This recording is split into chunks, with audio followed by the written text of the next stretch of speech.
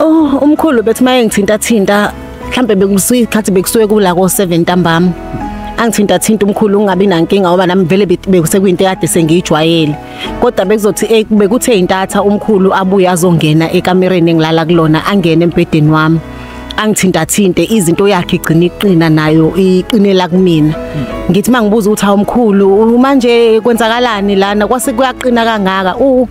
Bathi hayi mzukulu indlela nje lena kumele ngidlale ngayo nawe khulileka nje ungabi nankinga. Ake ngibingelele mbukeli lapha ekhaya igama ngumzothule ngokeshembe isibongo umafavuke njengento engabani isamba nesamba umngosi angalela maqedo lala bafoza nokugatsha izikhundla khundla uthi mawuvimba ngala thukusunga le ngumkhovo oyiphayo umadakeni oyishaya sanketela. Ngiyabingelela namhlanje le iNethezeka TV la khona esithi uphila kanjani igama lohlelo lelo sithi uphila kanjani. Bayasibhalela ke abantu abaningi endaweni ezahlukahlukene befise ukushare izitori zabo nabo futhi bekwazi ukuxwayisa nabanye kuzona lezi zitori abasuke beyishare nathi noma nani lapho emakhaya. Njengamanje khona intokazi isibhalele kodwa icelile yathi igama asilifihle ngoba lento ibuye ithinte umndeni kakhulu. Nkosazane avele sikubingelele sikwamukele kwiNethezeka TV. Ngiyabonga ukuba kwiNethezeka TV and ngiyabonga ukuthi nikwazi ukufihla negama lami. Nkosazane akusitshele okuthenini ukuthi isiphi isizathu esenze ukuthi usibhalele la kwiNethezeka TV? Indlela engikhule ngayo ekhaya. Ayikho yinhle and into engakubina ngaphakathi iyangidla angazi ngizoyikhuluma nobani. Ingakho ngicelela ukuthi uNethezeka TV uzokhuluma nami mhlawumbe ngizokwazi ukubhodla kulento eyenzeka kumina ekhaya ngisakhula. Imake ekhaya ukhule umuntu ohlala nobani ngifuna ukubona la ekuthena ukuthi lento ngenze ukuthi ithinta mhlawumbe ubudedengu obuthile wena ubuhlala nobani nikhula kanjani kuze kufike kulesigaba sokuthi wena uthi kukhona la uhlukumezeke khona. Bengihlala nogogo nomkhulu nomalume. Sikhungekhule ekhaya. Kukhona no auntie kodwa ke nabo babuye bahamba ekukhuleni kwami ngoba uauntie wahamba ngina 13 so ngasala nogogo nomkhulu nomalume. Okay, ake sibuyelana ke uma yena wayekuphi ngalezo ikhathi? Umayo wahamba wayosebenza emakitchen. Besebenza nje emakitchen ebuya kanye ngonyaka noma kabili. Ebengayena umuntu ohlala ekhaya. Abantwana ekhaya nebangakhi ngalezo ikhathi? Bekumina ngedwa umntwana obekhula ekhaya. Ozala umayo mase kuba khona ke abazala bami abazalwa ngomalume ekuyibone bengikhula nabo. Okay, ake sibuye la usiphalele la wathi kukhona into ehlukumezayo nefike lento kwaba yiyona eyisilonda enhlizweni yakho njengamanje uthi uzobhodla mhlambe uma kuya ngokuthi usukhulumile nababukeli emakhaya noma wakhuluma la kwiNethezeka TV akutshela umbukeli lapha ekhaya ekuthena ukuthi yini le oyenze ukuthi usibhalele la kwiNethezeka TV? Nginengane nomkhulu wami kodwa akwazi umuntu ngaphandle kwagogo naye futhi ugogo sewashona owathi angithule nayo le ndaba angayitshela abantu ngoba makukhona engimtshelayo ngenzeka sixabanisa umndeni. Yebo. Okay, qala kwayo leyo nto ke akuyiqala eqaleni ukuthi kwakwenzakalani ukuze kufike kulesi sigaba sokuthi uze uthole yena umntwana. Umkhulu bekhulu kade right nje engenankinga sikhule ekhuleni kwami. Ebethi mayiholile impesheni abuye esiphathela amaswidi esiphathela inyama. Ngiyakhumbula kahle ugogo beza sithosa isibindi njalo. Umkhulu mayefika sidle nesinkwa. Umkhulu ke bethi mayefikile ebuye empeshenini aphathe namabhodlela i-all brown sherry yebo ngibephathe i-all brown sherry ubhodlela lakhe nje kade ehleze eliphuza lelo bhodlela ekukhuleni kwami ngithe masihamba isikhathi ngina 14 waqala umkhulu nami wathi angizwe le all brown sherry imnandi. So saphuza ke nje bengaphuza nje nomkhulu singenankinga kodwa manje umkhulu kunento akade yenza njalo makade sebona ukuthi sengiphuzile ebemane angithinta eindaweni lezi engamele ngabe ngithinta kuzona ngithi mangikhuza ukuthi kwenzakalani umkhulu athi hayi uyangidlalisa njengomzukulu wakhe angikhululeke ngingabi nankinga nami ngagcina ngikhululeka ke kuyinto engijwayelayo nje uthi hayi umkhulu udlala kanjena nami.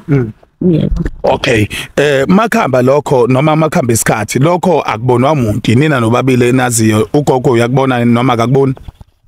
Angazi uma ugogo bekubona noma engakuboni yini ngoba ngathi mangimbikela ugogo wathi angingatshela umuntu nje angithule nayo le ndaba lena ngoba izoxabanisa umndeni wonke umalume bonke abazi no even umayo ongizalayo akazi. Ngiyasaba futhi ukuyikhuluma manje ngoba nayo ugogo abusekho. Okay. Ngifuna ukuya la ekutheni ukuthi udaba lujulile ngenkathi usibhalela bekuningi obukubika emva kalokho ukuthi kwenzeka ukuthi uyakuthinta kwenzeka lokho kwagcina sekwenzakalani ngokuhamba kwesikhathi.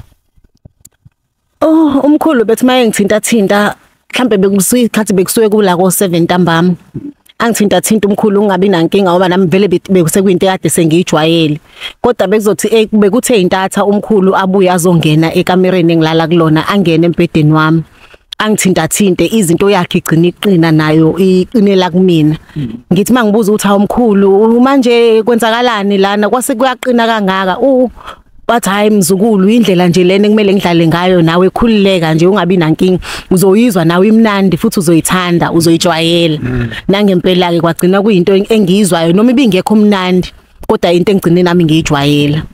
Nawe bese kukhona lokho ukuthi uya understand mhlawumbe mefika eza kuwena understand ukuthi kuzokwenzakalani noma ukulindele ukuthi khona into vele ezokwenzeka namhlanje.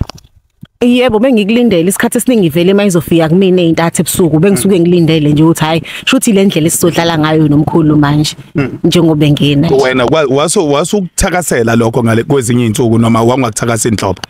Angikaze ngakuthakasela nakancane kodwa ke bengizothini mina ngoba phela bekuwumkhulu umkhulu indlela nami angifundise ngayo bengibona ukuthi kuyiyona into eyiyona lena. Nakho ke la makhamba uthintene nendaba yomntwana wakhe kwenzakalani ngoba phela ngilibuke lonke udaba lakho olibhalile ngathi mina no uma uzokwazi ukusondela awusondele noma ungala esilungwini usazise sikwazi ukuthi silibambe udaba lakho nakho ke la sekufika khona esigabeni somntana uneminyaka emingaki lapho kwakwenzakalani ngoba sikhuluma nomuntu ongeke sakwazi ukuyiphendulela la sikhuluma umuntu ongasekho emhlabeni inkinga sifanele sibheke ukuthi kwenzakalani ke kuze kufika la usuthola khona umntwana iminyaka yayimingaki wawufunda bani? Ngangineminyaka yo16 ngangenza uStandard 9. Oh yeah. Yebo ngithola umntwana kodwa into leyo ukuthi sidlalisane nomkhulu yaqala ngineminyaka yo14. Oh yeah. Yebo sadlala nje nomkhulu kwangaba nankinga nje nganamaze ngicina kuyinto engiyijwayele ukuthi hayi cha umkhulu iyona ndlela adlalisa ngayo lena ebusuku ugogo mayiselele. Isikhathi esiningi nomalume ke bebesuke besemakamereni abo lawa izindle ingaphandle. So bengicina nje nami kuyinto engijwayelayo.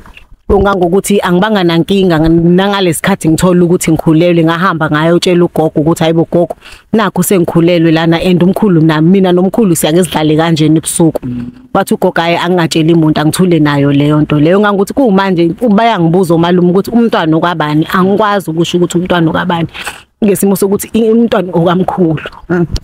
Ema ake sibuye la ngiyazi ukuthi ibhlungu le ndaba andikuthinta kakhulu ngifuna sibuyela ekutheni ke sekwenzekile lokho umntwana kuyathiwa emakhaya uyabikwa noma khona izaba ezenziwayo ayekho umuntu mhlawumbe obeyisoka kwagcina kusukeleleka lona noma kwenzakalani kwavele kwathula nje ihambambatho.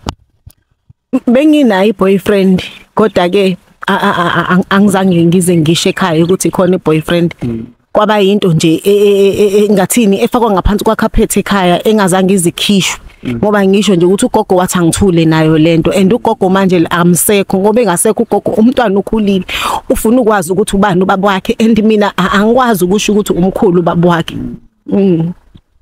Ngezwe kahle nkosazane ake sibuyeke sithinte kulabo abaphilayo indlela yokubazisa nokwazisa umntwana ukhona uanti osakhona noma ngoba ngiyakuzwa ukuthi khona lo wahamba ngathi noma wadlula emhlabeni noma kwenzakalana wahamba eyosebenza naye. Ona iwosebenza. Emake bona indlela ayikho indlela mhlawumbe beke behlale phansi bekubuze ngayo ekuthenini ukuthi lento ikhona kwenzeka kanjani ekuthenini ukuthi uzutholela umntwana ngifuna ukubuza lapho ukuthi khona yini indlela nemizamo ayizamayo abayizamayo wena uthini uma kuya ngokuthi bayabuza ukuthi kahle kahle umntwana okabani kukhona okwenzekalayo nje noma abakuzamayo ukuthi uzuphuma ubala.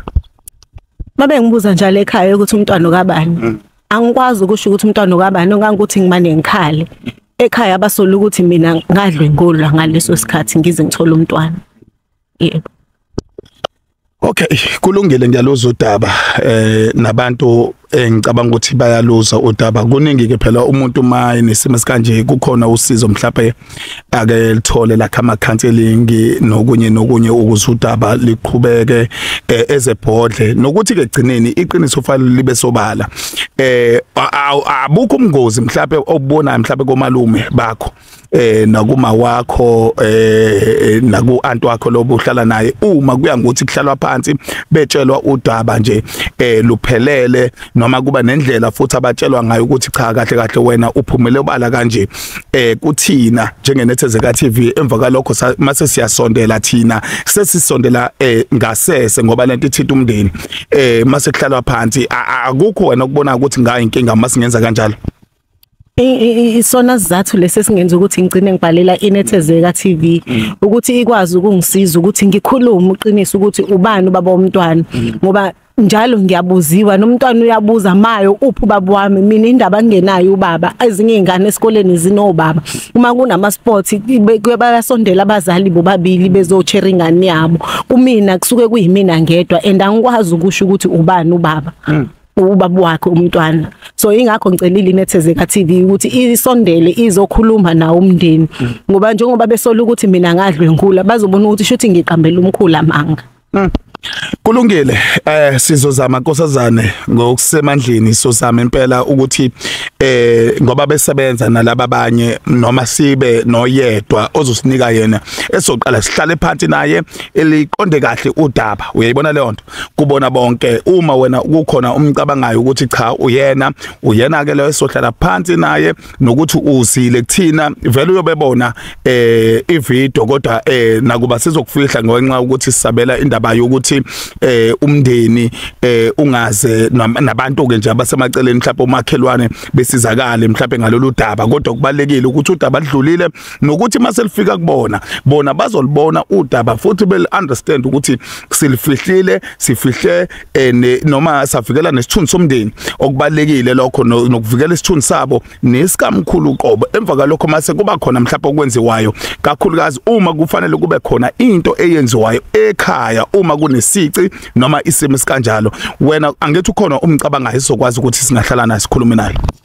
Yebo ukhona kodwa ngiyasaba mina ukukhuluma naye. Ithini sokhuluma naye? Umalume omdala ngoba uyena owake wangithatha wangihlalisa phansi ngalendlela nami ngazizwa ngiphephile mangikhuluma naye kodwa kwakhona lokho kusaba ukuthi mangisho ukuthi ubaba wakhe akazo react ngendlela mhlambe lengizoyilindela mina ukuthi uzokwamkela lokho angimazi uzokwamkela kanjani uma eseza ukuthi ubaba wakhe ubaba wengane yami. Nkosazane sibonga istory sakho sibonga isibindi sakho sokuthi usondele la kwiNethezeka TV ngoba ngiyayibona lolu daba ukuthi udaba oluqhubekayo kodwa egcineni nathi sobhala nje isiqeshanyana ukuthi asesikwazile ukuhlala nabo nani phansi nomndeni mhlawumbe ngelinye ilanga ubuye uzobonga ukuthi cha uyabonga kwiNethezeka TV ekutheni ukuthi ikusizile kulolu daba. Yebo ngajabula kakhulu. Ungathini kubantu abasha nakubantu abantwana abahlala nabantu ababazali emakhaya kakhulukazi abawomalume omkhulu obaba omncane ama stepfathers ukudlulisa nje ekutheni ukuthi ezinye zezinto ziyabikwa ukuze kungabi nezehlo ezifana lezi? Into engayidlulisa kuyintsha esakhula la ngaphandle ukuthi makukhona umuntu okuthinta ngendlela ozizwa unganeme ngayo ungavumi memeza azisa abanye abantu abasemaceleni uma kuukuthi lo mazisayo yena akafuni ukuzwa thola omunye ozokwazi ukuthi mawumazisa yena akutholele usizo. Esikhathini sanamhlanje sekukhona nama social worker ke angakwazi nawo ukuthi angenelele udabeni olufana nalelo. Mina ngangingazi ukuthi bakhona abantu abafana nalabo ukuba ngangazi nami ngangiyosukuma mhlambe ngilibike kubona udaba lami lusheshe lizwakala ngingakambelethi ngisho kumbeletha umntwana. Sibonga kahle khulu Nkosazana. Kubonga mina bhuti. Kunjalo ke mbuke lapha ekhaya iNethezeka TV igama lohlelo sithi uphila kanjani ulona daba okuyilona ebesiliphethe osukwini namhlanje. Ezinye zeindaba suwethinta kakhulukazi imndeni. Kubalekile ekuthenini ukuthi uma kuya ngokuthi nawe unodaba lakho sondele kuthina. Sibhalele, ngena lapha ku Facebook, ungene ku TikTok, ungene ku YouTube, uyangena kuma inbox nalapha ku Facebook na ku email ngoba kubhaliwe la kubhaliwe kwahlala nethezeka tv@gmail.com. Ungangena futhi na ku Facebook lapha na us inbox ekhona sokwazi ukuthi sikuphendule njengenethezeka TV. Igama lami ngumzothule ngwakashembe isibongo. Insizwa ehlekina zonke insizwa eNingizimu Afrika. Nakuba kunje ayiphinde ibonane nangelinye ilanga. Yipa.